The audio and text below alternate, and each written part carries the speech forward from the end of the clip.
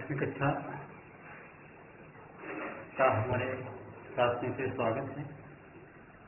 तीसरा video part 2 के लिए आपका जा रहा है। आप उसको देखें। तो वीडियो इससे पहले आपके पास भेजा जा चुका है। अब आप देखिए, जैसा कि पिछले वीडियो में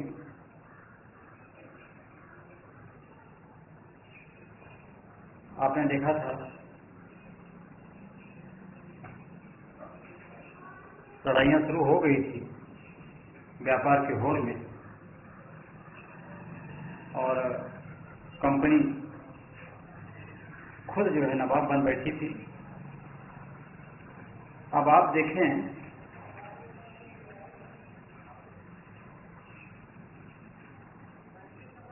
कंपनी का अपना फैसला और उसके बाद शासन। कंपनी का फैसला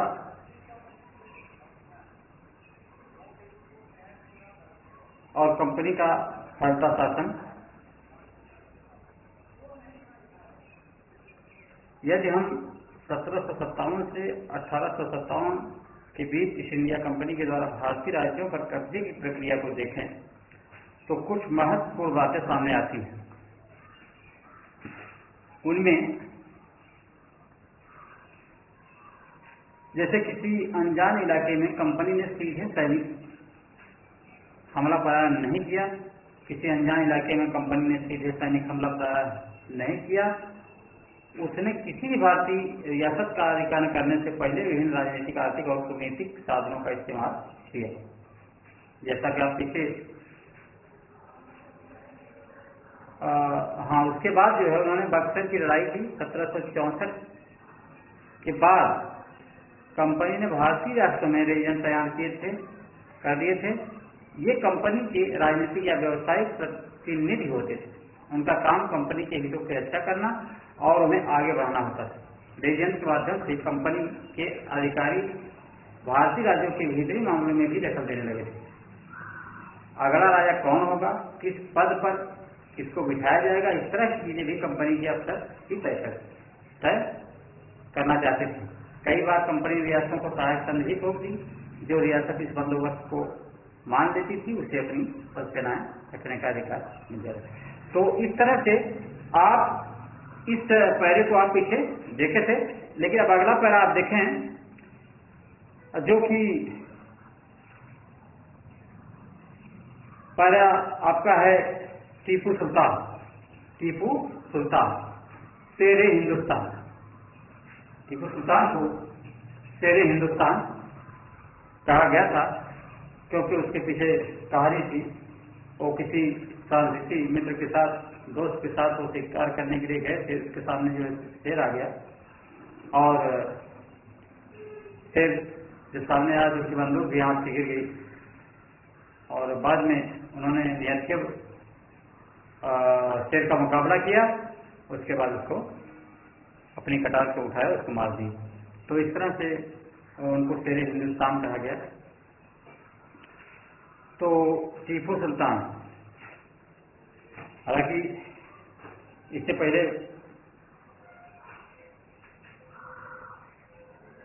इनके पिता का नाम था हैदर अली।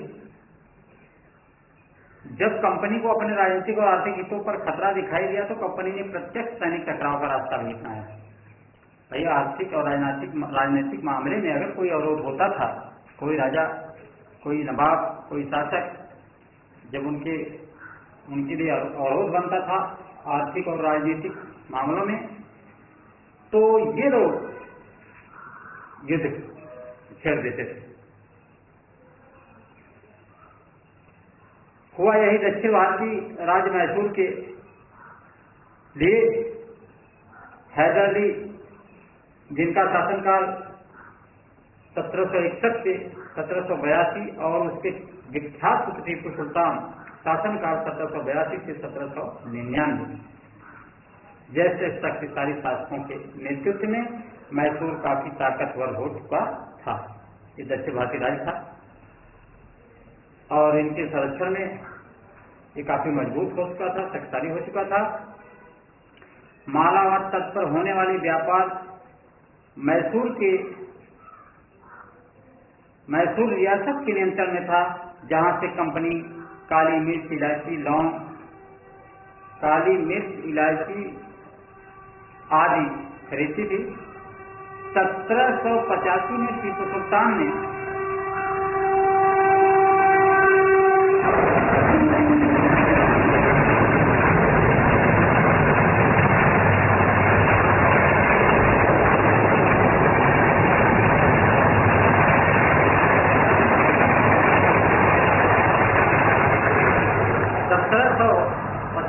टीपू सुल्तान ने अपनी रियासत में पड़ने वाले बंदरगाहों से चंदन की लकड़ी, काली मिर्च और इलायची का निर्यात रोक दिया।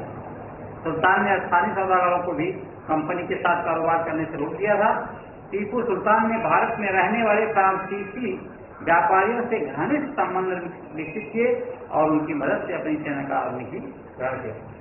तो इस तरह से टीपू सुल्तान ने फ्रांसीसी व्यापारियों से अपना मधुर संबंध बनाए, मित्रता की और उनके सहयोग से अपनी सेना का आधुनिकीकरण किया। तो आगे देखें, एक चित्र आप देखेंगे अपनी किताब में, चित्र 8 है, जिसमें टीपू सुल्तान के बेटों को बंधक के रूप में कार्नवालिस के सामने पेश किया जा रहा है। डेनियल आर्म द्वारा चित्र बनाया गया है और कंपनी की फौजों को हैदर अली और टीपू सुल्तान ने कई बार युद्ध में हराया था। लेकिन 1792 में मराठों हैदराबाद के निजाम और कंपनी की संयुक्त फौजों के हमले के बाद टीपू सुल्तान को अंग्रेजों से संधि करनी पड़ी। इस संधि के तहत उनके 2 बेटों को अंग्रेजों ने बंधक के रूप में अपने पास रख दिया और ब्रिटिश चित्रकारों द्वारा बनाया गया चित्र आप देख रहे हैं। तो सुल्तान के इन कदमों से, अरे भाई, जो ये कदम उठाया टीपू सुल्तान ने, इससे अंग्रेज आग बबूला हो गया, टीपू सुल्तान से जलने लगे। अब चूंकि फ्रांसीसियों से इनकी दोस्ती और उनसे दुश्मनी, तो जलना स्वाभाविक बात रही। और इनको, टीपू सुल्तान और हैदर अली को अंग्रेज महत्वाकांक्षी, घमंडी और खतरनाक दिखाई देते थे और अंग्रेजों को लगता था कि ऐसे राजाओं को नियंत्रित करना, कुचलना बहुत जरूरी है। फलस्वरूप मैसूर के साथ अंग्रेजों की 4 बार जंग हुई। 1767, 69, 1780 से 84, 1790 से 92 और 1799। श्रीरंगपट्टनम की आखिरी जंग में कंपनी को सफलता मिली। अपनी राजधानी की रक्षा करते हुए टीपू सुल्तान मारे गए 1799 और मैसूर का राजकाज पुराने ओडियार राजवंश के हाथों में सौंप दिया गया। उसके साथ ही मैसूर पर भी सहायक संधि थोप दी गई। तो इस तरह से मैसूर को भी मैसूर पर भी शासन ये लोग करने लगे। आगे देखें, अब मराठों से लड़ाई। मैसूर को अपने कब्जे में ले लिया, उसके बाद मराठों से भी लड़ाई होती है। 18वीं सदी के आखिर से कंपनी मराठों की ताकत को भी काबू और खत्म करने के बारे में सोचने लगी थी। 1761 में पानीपत की तीसरी लड़ाई में हार के बाद दिल्ली से देश का शासन चलाने का मराठों का सपना चूर-चूर हो गया। उन्हें कई राज्यों में बांट दिया गया। इन राज्यों की बागडोर सिंधिया, होलकर, गायकवाड़, भोंसले जैसे अलग अलग राजवंशों के हाथों में थी। ये सारे सरदार एक पेशवा सर्वोच्च मंत्री के अंतर्गत, पेशवा का मतलब सर्वोच्च, सबसे ऊंचा मंत्री, उसके अंतर्गत एक कन्फेडरेसी राजमंडल के सदस्य। पेशवा इस राजमंडल का सैनिक और प्रशासकीय प्रमुख होता था और पुणे में रहता था। महादजी सिंधिया और नाना फडणवीस 18वीं सदी के आखिर के दो प्रसिद्ध मराठा योद्धा और राजनीतिज्ञ थे। तो एक बार हुआ ऐसा, एक के बाद एक कई युद्धों में कंपनी ने मराठों को घुटने टेकने पर मजबूर कर दिया। पहला युद्ध 1782 में सालबाई संधि के साथ खत्म हुआ, जिसमें कोई पक्ष नहीं जीत पाया। दूसरा अंग्रेज मराठा युद्ध 1803 से 5 तक चला, कई मोर्चों पर लड़ा गया। इसका नतीजा यह हुआ कि उड़ीसा और यमुना के उत्तर में स्थित आगरा व दिल्ली सहित कई भूभाग अंग्रेजों के कब्जे में आ गए। अंततः 1817 से 19 के तीसरे अंग्रेज मराठा युद्ध में मराठों की ताकत को पूरी तरह से कुचल दिया गया। पेशवा को पूरे से हटाकर कानपुर के पास बिठूर में पेंशन पर भेज दिया गया।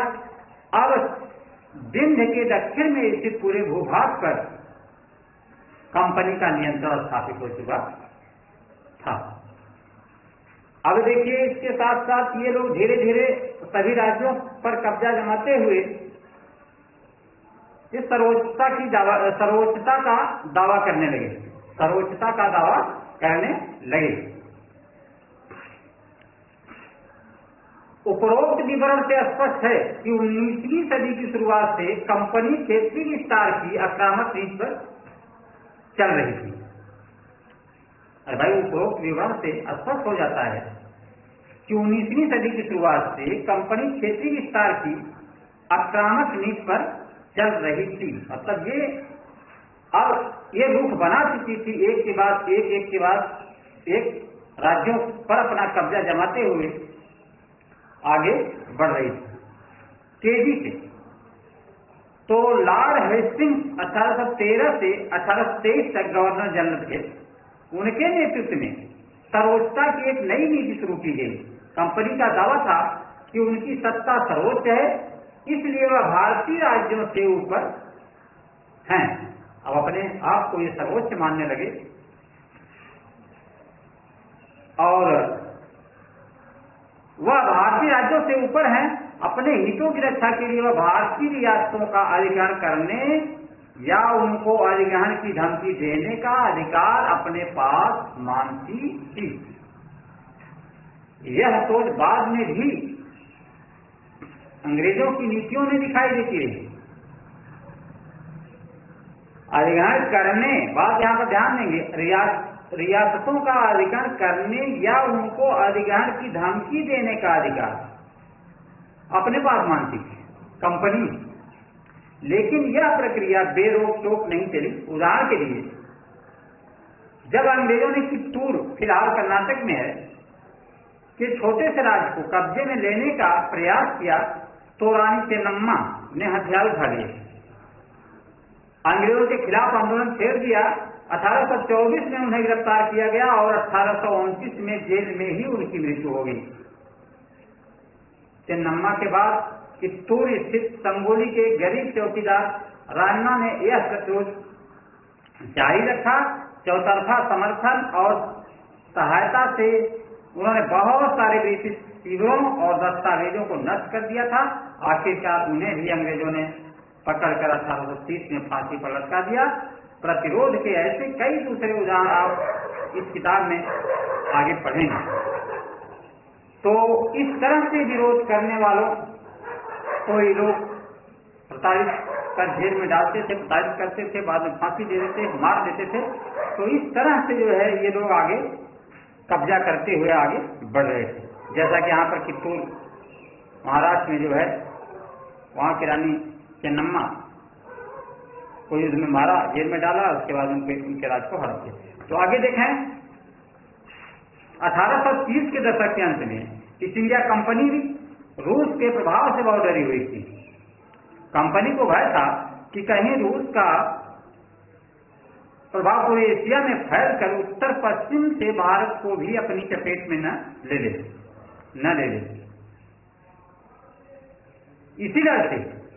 इसी डर के चलते अंग्रेज अब उत्तर पश्चिमी भारत पर भी अपना नियंत्रण स्थापित करना चाहते थे। उन्होंने 1800